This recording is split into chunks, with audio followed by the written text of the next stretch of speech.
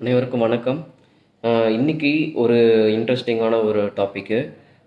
நிறைய பேருக்கு நம்ம 3D இதெல்லாம் நமக்கு எல்லாமே தெரிஞ்சிருக்கும். 3D பிரிண்டிங்ஸு இதெல்லாம் வந்து எந்த அளவுக்கு இப்போது நிறைய பேர் யூஸ் பண்ணிகிட்ருக்காங்க. அதனுடைய டெக்னாலஜி லெவல் எல்லாமே அதிகமாக இருக்குது. ஆனால் இது 3D டெக்னாலஜி இப்போது நமக்கு ஹியூமனுக்குள்ளேயும் வர ஆரம்பிச்சிருக்கு. அது எப்படின்றத இந்த வீடியோவில் நம்ம பார்க்க போகிறோம்.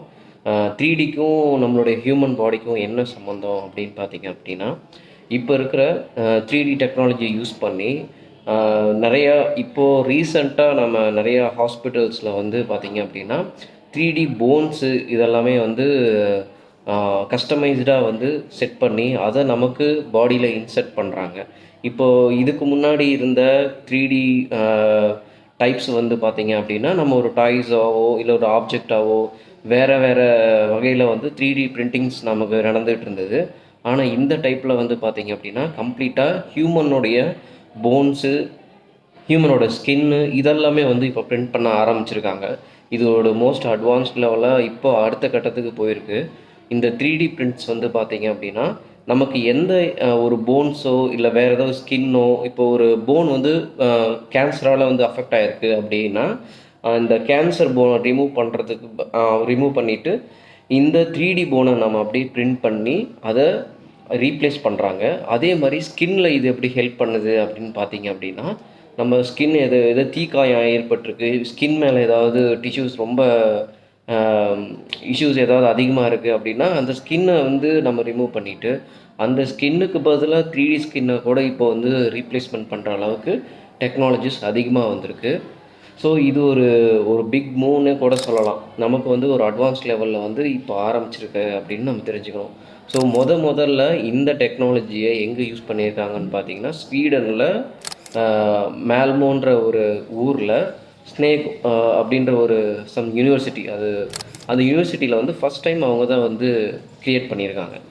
ஸோ க்ரியேட் பண்ணி அது மேக்ஸிமம் வந்து ப்ராப்பராக ஒர்க் ஆகுதா இல்லையா அப்படின்றதையும் அவங்க வந்து ஃபைண்ட் பண்ணியிருக்காங்க. அது நல்லா ஒர்க்காகவும் ஆகிட்டு இருந்திருக்கு. ஸோ இதனால் பெனிஃபிட்டாக அப்படின்னு கேட்டோம் அப்படின்னா, ஒரு வகையில் நமக்கு வந்து இது ஒரு அட்வான்டேஜ்னு எடுத்துக்கிட்டாலும் கூட நமக்கு அது வந்து பாடிக்கு ஒத்து வருமானு கேட்டிங்க அப்படின்னா வாய்ப்பு ரொம்ப குறைவு தான். மேபி அதனால் ஏதாவது இஷ்யூஸ் வர்றது நிறைய சான்சஸ் இருக்குது.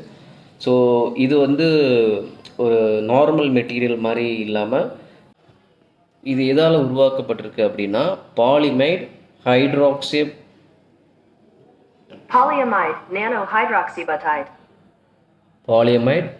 நானோ ஹைட்ராக்சிபடைட் அப்படின்ற ஒரு கெமிக்கல் காம்பவுண்டில் இந்த 3D பிரிண்டிங் போன்ஸ் வந்து க்ரியேட் பண்ணிகிட்ருக்காங்க.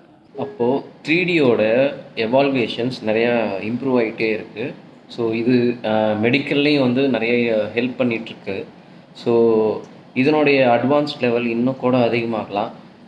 3D அண்டு 3D அனிமேஷன்ஸ் அந்த ரிலேட்டடில் அதுவும் இல்லாமல் 3D ஸ்கேன்ஸு இது எல்லாமே கூட இப்போ இம்ப்ளிமெண்ட் ஆகிட்டே இருக்குது.